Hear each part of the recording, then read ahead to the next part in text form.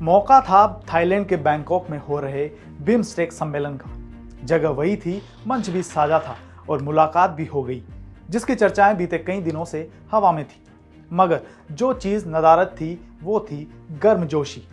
बात सिर्फ मुलाकात की नहीं है, बात उन खामोशियों की है जो तस्वीरों में साफ दिखी। भारत के पीएम नरेंद्र मोदी और बांग्लादेश की अंतरिम सरकार के चीफ मोहम्मद यूनुस आमने सामने बैठे। करीब 40 मिनट तक बात हुई, पर तस्वीरों की बॉडी लैंग्वेज ने बता दिया कि बातचीत हो रही है, लेकिन मन की बात अभी बहुत दूर है। अब ऐसा क्यों, चलिए समझते हैं। जब से शेख हसीना की सरकार बांग्लादेश से गई है, ढाका की दिशा भी बदल गई। यूनुस साहब की अगुवाई में बांग्लादेश ने चीन की छाव में बैठना शुरू कर दिया। अभी हाल ही में यूनुस बीजिंग गए थे और वहां से बयान दाग दिया, बांग्लादेश इस पूरे इलाके के समंदर का इकलौता गार्जियन है। भारत का पूर्वोत्तर लैंड लॉक्ड है, उन्हें समंदर तक पहुंचने के लिए हम पर निर्भर रहना होगा। बस फिर क्या था, दिल्ली को ये बात नागवार गुजरी। जयशंकर ने बिम्स्टेक के मंच से ही जवाब दे डाला।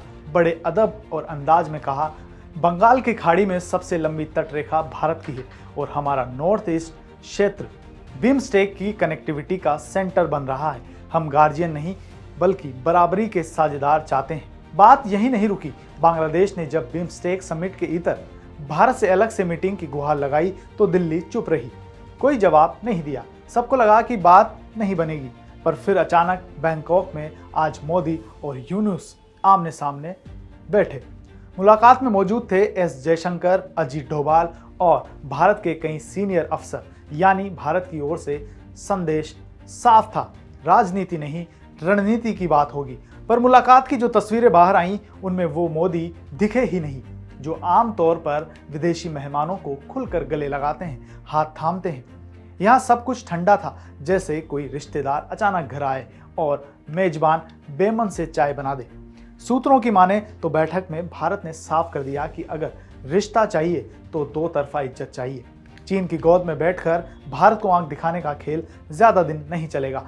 बांग्लादेश को भी शायद ये बात समझ आ रही है, तभी तो खुद उन्होंने बैठक की पहल की। और हाँ, इससे पहले बिम्स्टेक के डिनर में भी मोदी और यूनुस एक ही टेबल पर दिखे थे, लेकिन वहां भी कैमरे मुस्कुराहट खोजते रह गए। तो फिलहाल हालात ऐसे हैं कि बातचीत शुरू हुई है, मगर भरोसा दोबारा बनना बाकी है।